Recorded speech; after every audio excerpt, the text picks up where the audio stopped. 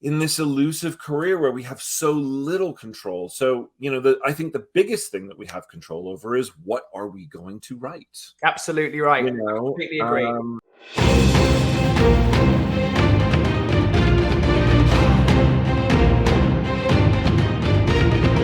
It's a good segue into our kind of businessy topic this morning, which is Mondays and coming back from weekends and setting goals and intentions. That's a very good point. Yes, I think that's a good topic. Yes. I think that it's very easy. What do we normally do? Let's talk about what we normally do. And we've kind of gotten into the habit of doing this, and I think it's been good.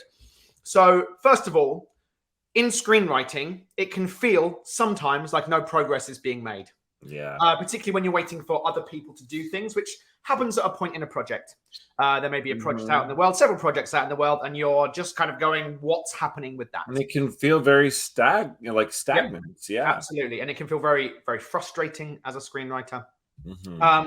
So what Ben and I have taken to doing is saying, well, what would progress feel like this week? We do it on a Monday. And we map out, and sometimes there are several projects that we talk about what that would be. What does that look like? What does progress on this look like? And sometimes it's on a script in which you can say, well, I'd like to have done this. I'd like to have gotten this part, the outline, etc., etc. But I think it's a good thing to do. Yeah, we keep a running list of the projects that we have going on in the various stages where they are. And I think that no matter where you're at in your screenwriting career, that list could be long, it could be short, it could be one project if that's all you have time to do. But keep updating that project and go, where am I today? Yeah. Where would I like to be at the end of the week? And it doesn't necessarily mean you'll get there, but it gives you a goal. And then you can look at it and go, well, if I got there, yay, I'm excited. Yeah. And if I didn't get there, why didn't I get there? And how can I be better next week? Maybe I didn't set a realistic goal. Totally. Now, I'll also say, Ben and I have both read the book Atomic Habits recently by James Clear. We both enjoyed it enormously. And one of the things that he talks about in that book is rather than being output oriented, is being input oriented. So rather than saying to yourself, I want, let's just say, Act 1 finished this week, or I want my outline finished this week, or a set specific target. It might be, I am going to write 20 hours on my project, 10 hours, 5 hours, whatever it is, whatever you can do. That way, rather than being like, oh, I'm going to set this target and I might feel bad if I fail.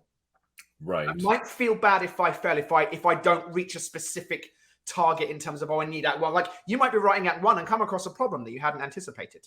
Totally. And then you haven't finished Act 1 that week. And that happens all the time. But if you say, oh, I'm going to write for 10 hours, I'm going to write for 12 hours, I'm going to, whatever it is, you are input oriented rather than output oriented. And I personally found that to be very, very helpful. And also sometimes you and me set output goals as well.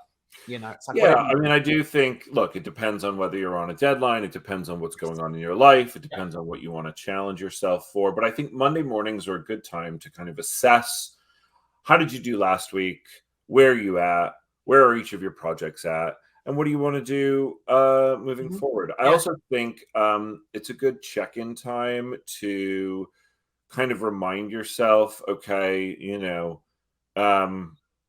this career and this process is going to be challenging, and there are going to be weeks where you're really frustrated. And I think, we try to go, the phrase that I think you use a lot is, how will we feel at the end of the week if we do blank? What will make us feel good about this week? Yes. And usually, what does success look like? What does success look like for this week? And it doesn't have to be big. No, it doesn't. Because if it's small, then you're going to reward yourself for feeling good and going, I did what I wanted to do this week. And actually, you got to celebrate the small successes.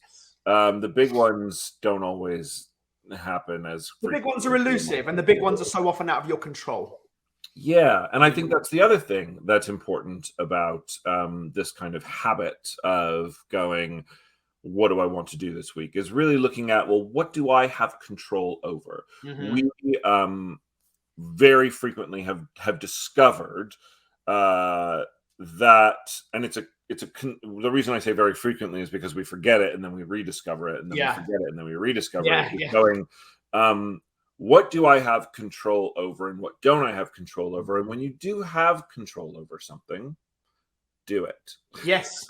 Absolutely. Exercise that control. And that is not only empowering, but it helps kind of with the depression of feeling completely out of control, the anxiety of feeling out of control. This profession and this craft, it involves a lot of things that you have no control over. A lot of moving parts. Yeah. One thing you have control over is how many hours you put in over the week. And you know to a certain degree what your schedule is, and you can say, I'm going to write this many hours a week, and you have a way, you have control over that. You have control over checking in with producers, agents, managers specifically, and understanding where their strengths lie and how to nudge gently and politically to move those forward. You don't have control over what they do with that. Right. You have control over sending those emails.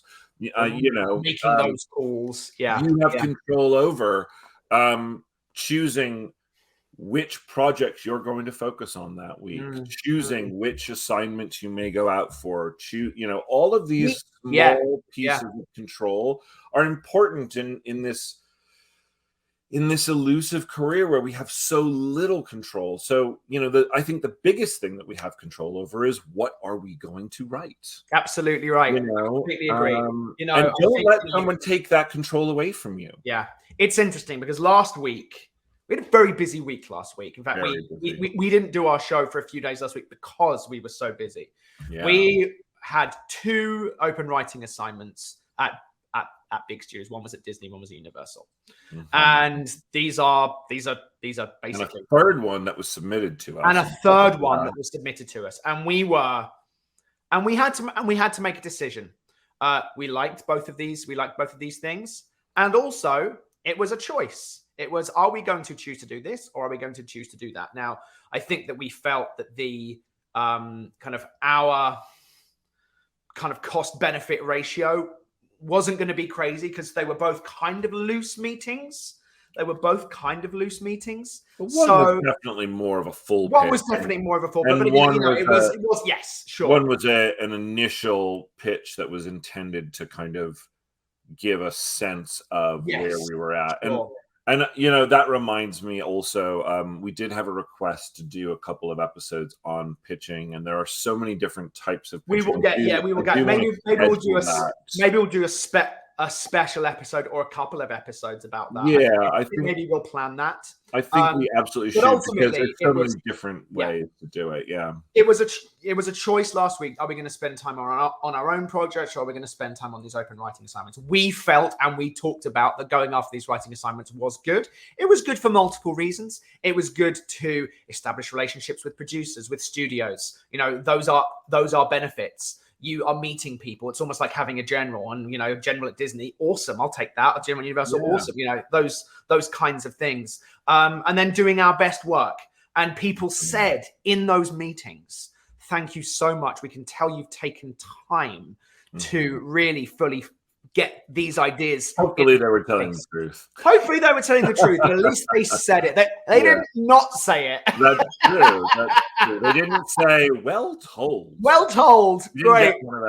We're going to go away and discuss it. On either one, actually. We didn't get a well told. No, we didn't get a well told. They weren't well told. For those of you who don't know what we're talking about, there is a kind of an in-joke amongst screenwriters that if you hear the words "well told" at the end of your pitch, it means you haven't sold it. I don't think that's not 100%. It's not 100% true, it's but kind of a joke because you hear it so frequently. Yeah, right. Well told. And the number of times you sell something are so. Yeah, I know totally. Yeah. So it's like. But anyway, which is Yeah. Coming back to our concept of going, how are you spending your time? What does success look like? Well, that was Monday morning last week. We had to assess. We look. I have a 2-week-old infant, and the plan. And his name's Jake. and his name's Jake. And he doesn't age. He's been 2 weeks old for 14 years. I know exactly right. Yeah. But the plan initially was not to do quite as full a week as it was. But we had to, we had our Monday morning talk, and we said, look, we have 5 meetings this week, which it ended up being 6. And where are we going to put our time and energy? And it was important last week to do all of those. Now, every week is going to be different, and our lives, everybody's life, especially when you're starting out, is crazy. And these choices are important. One of the things, our mentor, we have a wonderful mentor, Matthew Sand, great writer, who said to us once, our career will be defined by the no's that we say more than the yeses. I try to remember that as much as possible. And yet at the same time, there is a certain amount of needing to say yes, at least to the initial stages of these kind of open writing assignments. When you're presented with these opportunities, you want to be presented with more. And that's it. And it's tough. It's a really tough choice. You hopefully will have an agent at some point who is out there making these calls and getting these meetings for you. If you say no to them enough, they're going to be like, well, I'm just not going to bother. Now, again, counterpoint to that might be because you're working on your own material. And you may not want to do them. You might not want to do them. I know, want to go out for these jobs. Go and have a little look on Daniel Kunker's Twitter page. He's a great, very successful writer. I've mentioned him a couple of times, and he has very strong opinions about open writing assignments. A lot of people do. A lot of people do, and I don't blame them because they are a lot of work. And I think, as we worked out the other day, we've gotten maybe 2 or 3. Yeah, we've been successful at actually setting up. I think 4 open writing. Okay. I think it's been maybe only 3. I think it's 3. We did a great rewrite that was a really wonderful. Well, it's 3, kind of 4, isn't it? And then there's been a couple of TV projects that were open that we did book, and then another feature that was kind of a jump off of one of the TV projects that we were able to book as well. Right. And here's the thing about this, is kind of deviating from the initial conversation of Monday mornings, but just as a side note, open writing assignments. I think we could do an entire half hour on open writing assignments. It's nice to have a paycheck. Speccing is hard. Here we are in episode 25. We put all these hours in. We haven't made a dime on this yet. This is all work that we are just doing. I mean, it's why it's called a spec. It's speculative. Now, the struggle is an open writing assignment job is also speculative until you get the job. That's it. Yeah. So but it's funny though, isn't it? Because sometimes there isn't a paycheck at the end of an open writing assignment gig. Well, I think there's 2 different kinds. I mean, there's a true OWA. There's the real deal OWA. And then there's the kind of half where like a producer has an idea or an IP and they want to find the writer to then go out to the town. I don't really see that as an open writing assignment. Sure. I see that as a producer looking for a writer. Right. There's a difference, there's and we've been extremely picky in terms of those second kinds of the producer wants a writer, because that's a huge gamble, because there's not even a paycheck at the end of that. Right. But I feel like I've heard of some examples where people pitched on a project and it was an open writing assignment, and then at the end of it, the studio just went, "Nah, not sure we even want to make this movie."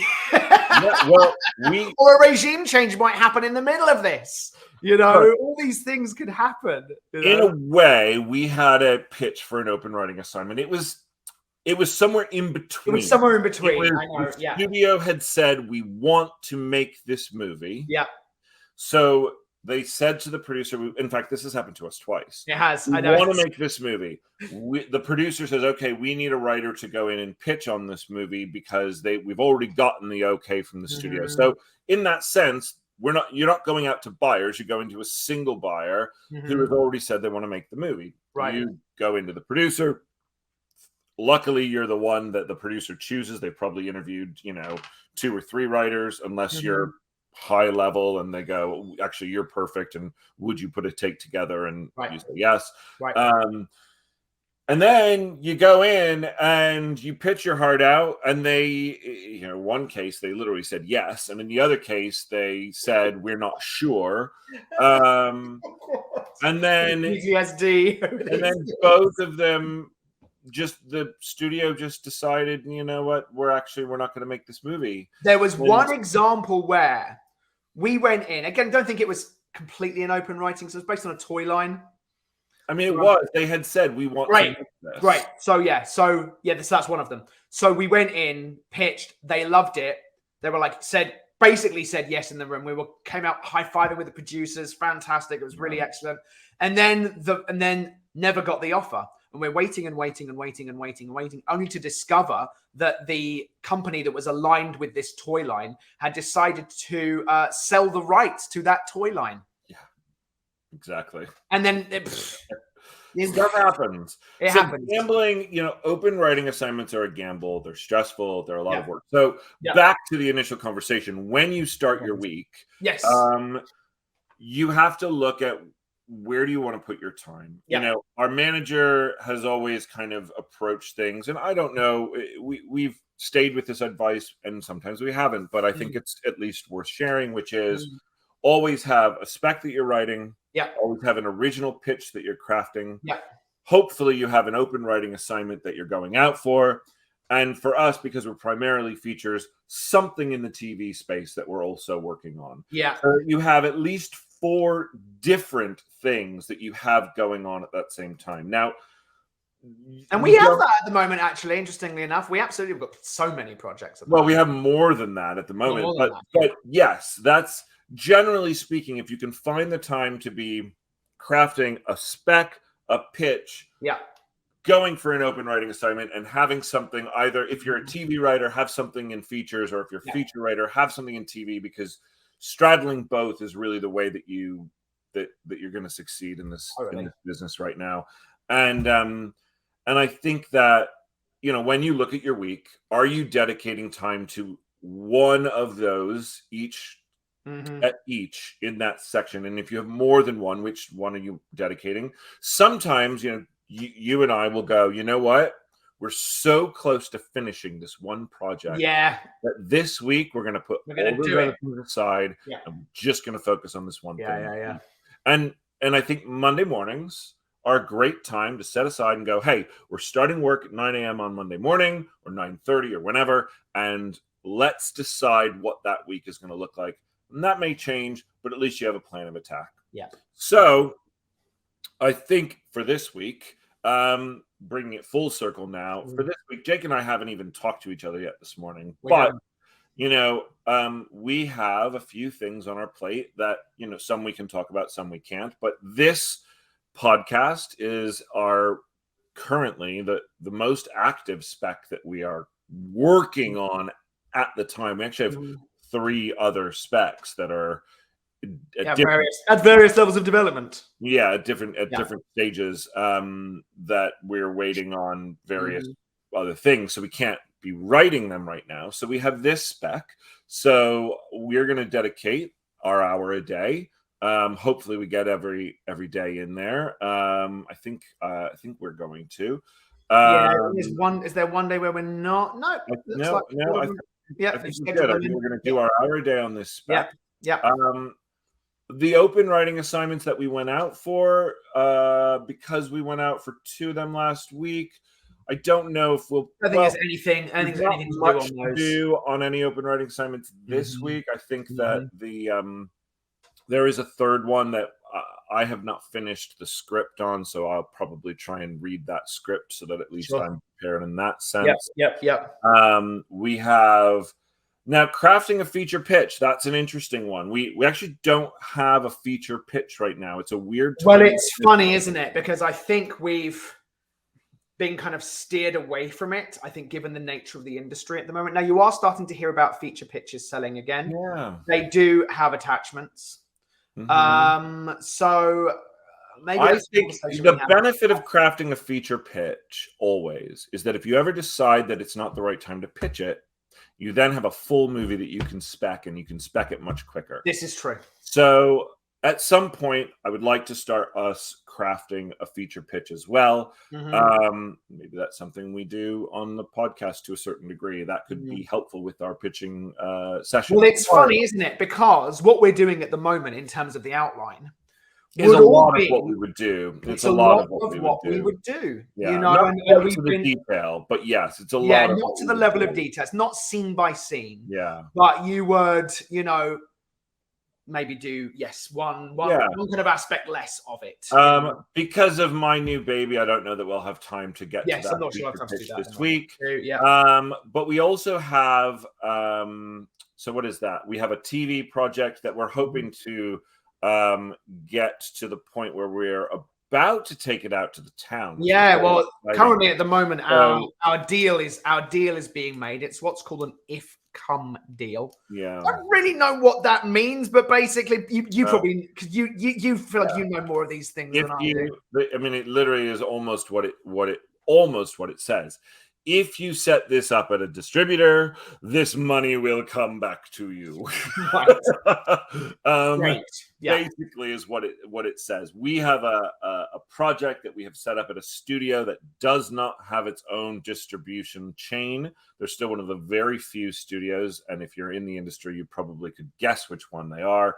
They're one of the very few studios that does not have their own network or streaming service. And so when you make a deal with them, it's usually going to be an if-come deal, meaning we are the studio and we would love to make this show, but we cannot make this show if it has nowhere to air. So now you have to go out into the world. You make your deal with the studio because they're the ones that are going to pay you. You make your deal, and then the deal is basically contingent on you finding a distributor. And it's a very tricky thing because a lot of distributors now want to own all of their own content. And yet, this is an expensive show. There are probably distributors out there that would love a nice, big, expensive science fiction show that they don't have to pay for, but can air and gain viewership off of. And that's the kind of situation that this would be. They would essentially be licensing from our studio the right to broadcast it. And so because of that, then we would get our deal. Anyway, point is, there's a little bit of work still to do on that pitch, but not much. So maybe we can get that finished this week, and that would be our TV thing. And I think that's probably our goals for the week. We have a big meeting tomorrow on one of our specs, and that may open up a huge can of worms. And those are the things that you cannot plan for.